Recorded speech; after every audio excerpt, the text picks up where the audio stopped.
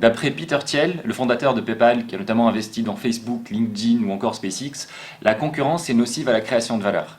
Alors c'est une thèse qui est complètement contraire à tout ce que l'on nous a enseigné et c'est donc une thèse qu'on aime beaucoup.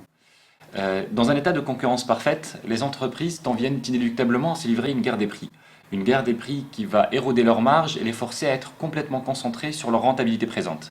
Et cela, ça les empêche de prendre du recul et de concevoir des offres complètement innovantes et ambitieuses. Autre effet pervers de l'état de concurrence parfaite, c'est que les entreprises se retrouvent complètement omnibulées les unes par les autres et qu'elles dépensent autant d'énergie à scruter, copier ou mettre les bâtons dans les roues de leurs concurrents qu'à s'occuper de leurs clients. Un bel exemple m'a été donné par Bastien, le CEO de JVF. Dans son ancienne vie, il a été confronté à un manager qui, pour trouver des idées d'action com, réunissait toute l'équipe et leur demandait que feraient nos concurrents et qui nous ferait chier. Et c'est donc en cherchant la réponse à cette question qu'ils définissaient leurs actions comme à venir, ce qui est très drôle puisqu'ils poussent le raisonnement à la caricature en communiquant davantage pour stresser leurs concurrents que pour se rapprocher de leurs clients. Si on prend l'exemple d'un état de concurrence parfaite qui est celui de la grande distribution, nous avons plusieurs acteurs, Carrefour, Auchan, Intermarché, Leclerc, qui font tous exactement la même chose. Et du coup, il ne leur reste que le prix pour se différencier. Et on a assisté à quelque chose d'assez drôle ces dernières années, puisqu'il a suffi qu'il y en ait un qui prétende être le moins cher pour obliger absolument tous les autres à répliquer, à prétendre à leur tour être les moins chers. Le résultat, c'est que des millions d'euros de publicité dépensés plus tard, absolument tous les acteurs prétendent être les moins chers, le consommateur n'y comprend plus rien du tout, et c'est une absurdité typique des états de concurrence parfaite. Alors, Peter Thiel en remet une couche en disant que les états de concurrence parfaite sont nocifs pour la société dans son ensemble. Et c'est quelque chose que l'on n'a pas beaucoup de mal à croire quand on regarde les acteurs de la grande distribution.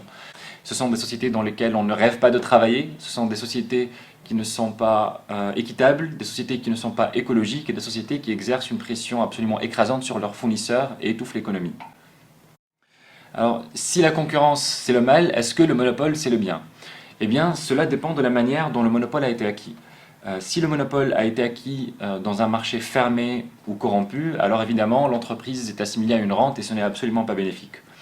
Si par contre le monopole a été acquis par une forte création de valeur dans un libre marché, les choses sont complètement différentes. Si on prend le cas de Google, qui a une position fortement dominante dans son marché, il est assuré d'avoir une rentabilité sur plusieurs années, voire plusieurs décennies. Et c'est cette sécurité qui lui permet de se projeter dans l'avenir, de créer le futur avec des projets ambitieux et innovants tels que la voiture autonome ou tels que le projet de recherche pour le prolongement de l'espérance de vie humaine. On pourrait avoir l'impression qu'entre l'état de monopole et celui de concurrence parfaite, il y ait beaucoup de niveaux intermédiaires et que la plupart des entreprises se situeraient plutôt dans ces niveaux intermédiaires. Eh bien, Peter Thiel dit que non.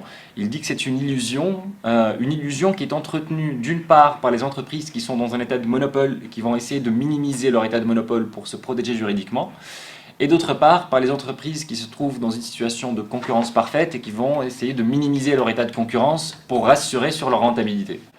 Alors que, en réalité, les entreprises se trouvent soit très proches de l'état de monopole, soit très proches de l'état de concurrence parfaite. Merci d'avoir regardé le premier épisode de MD5 pour moins de 5 minutes. Si le sujet vous intéresse, on vous invite à lire le livre Zero to One de Peter Thiel. Vous trouverez le lien dans la description. Et n'oubliez pas de vous abonner à la chaîne si vous voulez recevoir nos prochaines vidéos qui vont résumer les thèses des plus grands influenceurs dans le domaine de la stratégie, de l'innovation et des startups. À bientôt!